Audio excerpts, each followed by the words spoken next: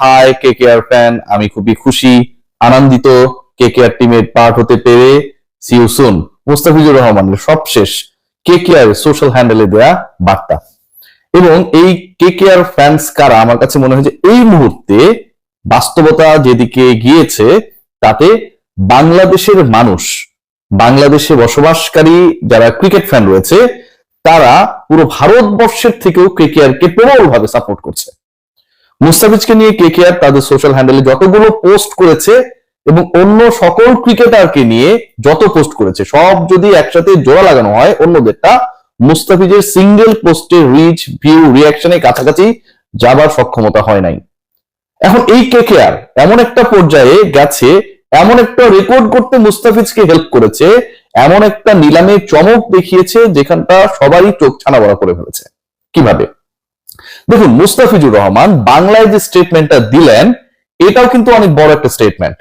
কলকাতা, পশ্চিমবঙ্গ, এপার বাংলা, ওপার বাংলা, শাহরুখ খান সবকিছু মিলিয়ে যেন ওই 9,20,00,000 রুপির মুস্তাফিজ একটা অদ্ভুত ধরনের মেলবন্ধন, একটা ব্রিজিং করে ফেলেছে বাংলাদেশ আর ভারতের মধ্যে। পলিটিক্যাল কারণে যে শীতলতা আমরা বিভিন্ন সময় লক্ষ্য করছিলাম, মুস্তাফিজের কেকেআরে গমন সবকিছু যেন পাল্টে দিয়েছে।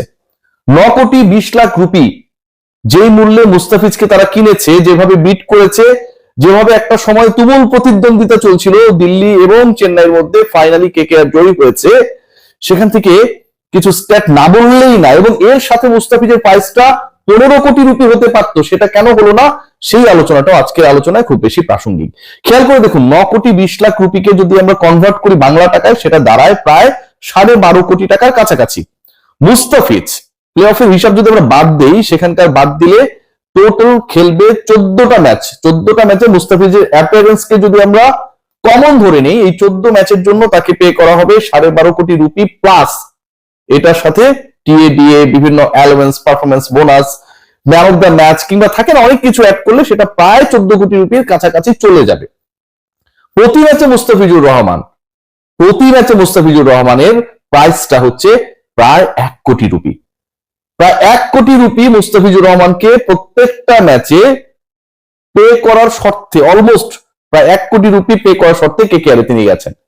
প্রত্যেক ম্যাচে যদি 1 কোটি রুপি হয়, অলমোস্ট 1 কোটি রুপি হয়, তাহলে খেয়াল করে দেখুন যে একটা ম্যাচে মুস্তাফিজ সর্বোচ্চ 24টা বল করবেন। এই 24টা বলে প্রত্যেকটা বলের জন্য মুস্তাফিজুর রহমানকে দেয়া হবে প্রায় 4 লাখ রুপি। একটা ডেলিভারির জন্য মুস্তাফিজের পেমেন্ট হচ্ছে 4 লাখ রুপি। মুস্তাফিজুর রহমান যে রেকর্ড ব্রেক করেছেন শুধু না, সেই রেকর্ড ব্রেক করে ক্ষুদ্র ক্ষুদ্র অংশে যখন এটাকে ভাগ করা হচ্ছে, এককে ভাগ করা হচ্ছে, তখন একদম চোখ কপালে ওঠার অবস্থা। কতটা ইফেক্টিভ তিনি সোশ্যাল মিডিয়ায়, কতটা ইফেক্টিভ তিনি পারফরম্যান্সে, সেটা কেকেআর আজকে বুঝে গেছে।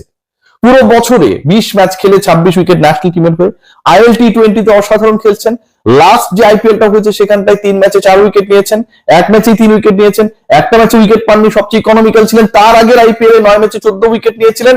And Mustafizur Rahman probably the best and the consistent performer in the bowling unit of Bangladesh. আজকে মুস্তাফিজের এই প্রাইসটা আরো হাই হতে পারত। মুস্তাফিজ 15 কোটি রুপির কাছাকাছি যেতে পারতেন। পাথিরানাকে যেই প্রাইজে নেওয়া হয়েছিল মুস্তাফিজ সেই প্রাইজের কাছাকাছি যেতে পারতেন। আমি জানি যে আপনারা এই আলোচনাটা যদি শোনেন তাহলে বুঝতে পারবেন। খেয়াল করে দেখুন, দুটা কারণে আসলে এই ঘটনাটা ঘটেনি, এবং প্রথম যে কারণটা সেটার জন্য বাংলাদেশ ক্রিকেট বোর্ড ডিরেক্টলি দায়ী, একদম ডিরেক্টলি দায়ী।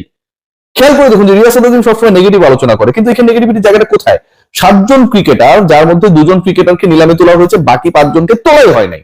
বাংলাদেশ ক্রিকেট এই 7 জন ক্রিকেটারের মধ্যে 6 জন ক্রিকেটারের বেলায় বলে দিল যে তাদেরকে ফুল আইপিএল খেলার জন্য এনওসি দেওয়া হবে না, বাংলাদেশের হয়ে তাদেরকে ব্যাক করতে হবে তাদের কমিটমেন্টের কারণে, এবং 6টা ম্যাচ খেলতে হবে নিউজিল্যান্ডের বিপক্ষে, যেন বাংলাদেশের যেই 6 জন ক্রিকেটারকে এনওসি ফুল সিজনের জন্য না দেওয়ার ডিসিশন নিল ক্রিকেট অপারেশন রাসুল আবিদিন ফাহিমের, মানে যে ডিপার্টমেন্টের দায়িত্ব সেই ডিপার্টমেন্ট, প্রত্যেকেই আসলে আইপিএল এ সোল্ড আউট হয়ে যেতেন। প্রত্যেককেই যদি এনএসি দেওয়া হতো ফুল সিজনের জন্য, প্রত্যেককেই আইপিএল এর 10 কারাকারি করে নিয়ে নিত। আইপিএল আমাদের একটা মুস্তাফিজ খেলবে এটার আনন্দেই তো আমরা বাঁচি না, সেই জায়গায় বাকিদেরকেও এবং মুস্তাফিজকে যেভাবে ঠিক আইপিএল এর আগ মুহূর্তে রেস্ট্রিক্টেড করা হলো, এটা টোটালি আনপ্রফেশনাল। বাংলাদেশে যখন যে ওই চেয়ারটায় যায় তারা ওই কাজটা করে, এবং এই কাজটা করার ফলটা কি হয় জানেন? এই যে সেট বি তে চলে গেছেন, সেকেন্ড সেটে চলে গেছেন। প্রথম সেটে যদি তিনি থাকতেন, যেখানটা অন্য ক্রিকেটাররা প্রায় 18 কোটি 20 কোটি রুপিতে বিক্রি হয়েছে। যখন প্রথম সেটে ক্রিকেটাররা তুলনামূলকভাবে বেশি দরে শুধু বিক্রি হন নাই, তাদেরকে নেয়ার ক্ষেত্রে দলগুলো এমন কিছু খেলা খেলেছে, কারণ তাদের ঝুলিতে তখন টাকা ছিল, অর্থ ছিল। এই কলকাতায় তো 64.30 কোটি রুপি নিয়ে নেমেছিল।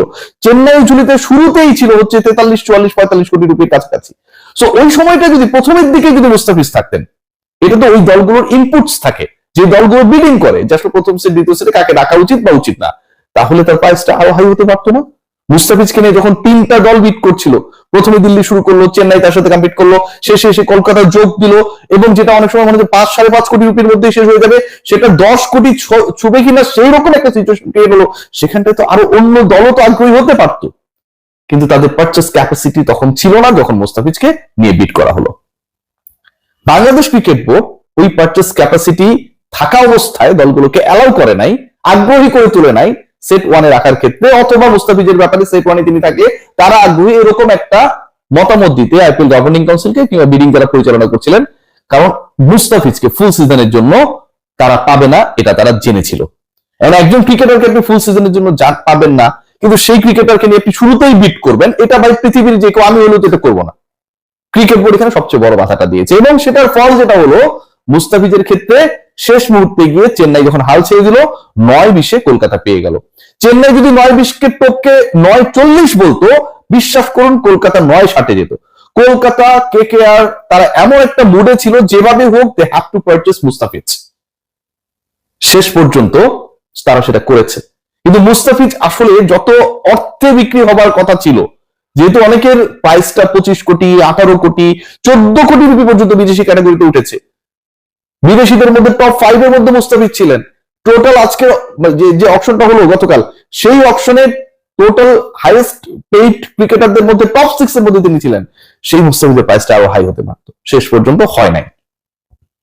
আজকে মুস্তাফিজ যে পারফরমেন্স করেছেন through out the year last IPL গুলোতে, এবং সেই আইপিএলও যেই আইপিএলে 9 ম্যাচে 14 উইকেট পেলেন, মুস্তাফিজের গত আইপিএল এর আগের আইপিএলটায় চেন্নাই হয়ে যেটা খেললেন, এবং একসময় পার্পল ক্যাপটা তারই ছিল, সেই আইপিএল থেকে মুস্তাফিজকে ফেরানো হয়েছিল। নাজমুল হাসান পাপনের বোর্ড তখন ফিরিয়েছিল, কেন জানেন?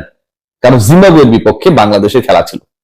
বাংলাদেশ ক্রিকেট বোর্ডের জন্য জিম্বাবুয়ে বড় প্রতিপক্ষ, এবং তখনও মুস্তাফিজকে দরকার পড়ে।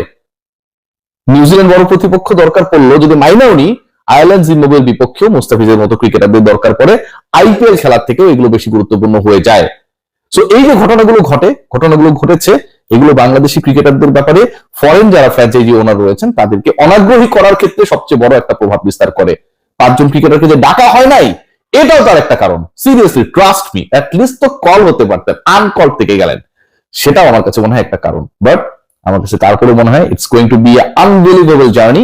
যিনি বিরিয়ানির প্লেট নিয়ে বসেছেন, এবং আজকে মুস্তাফিজের ওই বিরিয়ানির প্লেট নিয়ে বসা ছবিটা কেকেআর পোস্ট করার পরে একটা ব্যাপারই মনে হতে পারে যে বিরিয়ানিটা শুধুমাত্র মুস্তাফিজ খাচ্ছেন না, বাংলাদেশের 18 কোটি মানুষ, পশ্চিমবঙ্গেরও যারা বিরিয়ানি লাভার তারা সবাই একসাথে খাচ্ছেন, এবং যতজন খুশি খেতে পারেন। সেটার প্রাইস হচ্ছে কোটি কোটি মানুষের, প্রায় 20 কোটি 22 কোটি মানুষের বিরিয়ানি খাওয়ার মূল্য হচ্ছে 9 কোটি 20 লাখ রুপি। সবাই ভালো থাকবেন, টেক কেয়ার।